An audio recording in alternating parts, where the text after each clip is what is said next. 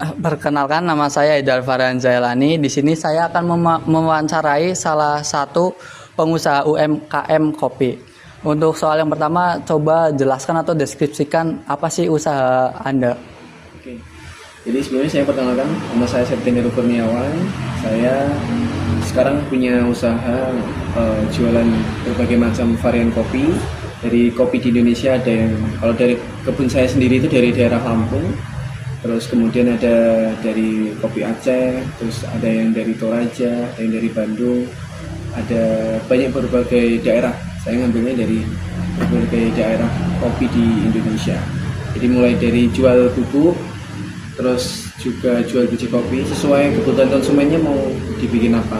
Kalau buat coffee shop mungkin biasanya dia carinya yang biji kopi. Kalau yang rumahan biasanya buat yang digiling sudah yang halus atau yang kasar. Jadi saya bisa menjual tergantung kebutuhan dari konsumen. Oh, lalu apa sih visi dan tujuan Anda dalam berusaha UMKM kopi ini? Visi saya yaitu untuk mengenalkan kopi-kopi di daerah Indonesia ke masyarakat umum. Jadi kalau misi saya salah satunya dengan cara mengambil suplai kopi dari petani-petani di Indonesia, kemudian mengenalkan berbagai macam cara nyeduh kopi. Jadi kopi itu nggak cuma dituang aja seperti kopi tubruk, jadi banyak, ada yang model V60, ada yang Vietnam drip. Jadi kopi itu, satu kopi itu bisa menghasilkan berbagai rasa tergantung cara nyeduhnya. Mungkin itu visi dan misi dari ini. Lalu untuk strategi pemasarannya itu gimana? Kalau strategi pemasarannya, saya sekarang fokusnya di media sosial sama e-commerce, tapi lebih fokus di media sosial buat konten. Nah itu sekarang mainnya di Instagram, di TikTok, itu yang lebih utama. Lalu kan itu tadi udah ada strategi pemasarannya. Nah itu marketnya itu siapa aja sih? Apakah mungkin marketnya itu untuk kos itu kopi murah, atau mungkin pasarnya itu luas, ada berbagai kalangan, atau mungkin hanya fokus ke satu pasar saja? Untuk produk saya itu ada berbagai macam. Jadi yang utama tuh dia yang mencari kopi yang berkualitas dengan harganya yang terjangkau juga, dengan kualitasnya yang bagus. Jadi kalau target pasarku tuh ada yang buat coffee shop, ada buat orang yang pecinta kopi tapi ingin merasakan kopi yang enak di rumah, bikin kopi di rumah. Jadi target pasarnya lebih ke situ sih, yang kualitasnya yang bagus dan harganya yang terjangkau. Lalu untuk supplier, apakah terdapat hambatan atau mudah?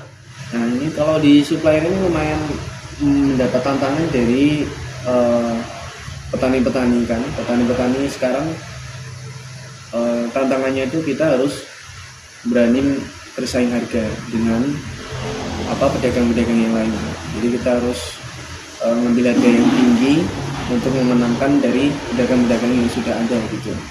Jadi tantangannya itu terus karena sekarang cuacanya nggak menentu, itu juga mempengaruhi harga-harga kopi. Yang awalnya dulu sekitar 30 ribuan, yang green bean sekarang naik 2 kali lipat jadi 60. Itu mungkin ya menjadi salah satu tantangan buat saya dari para supplier yang ada.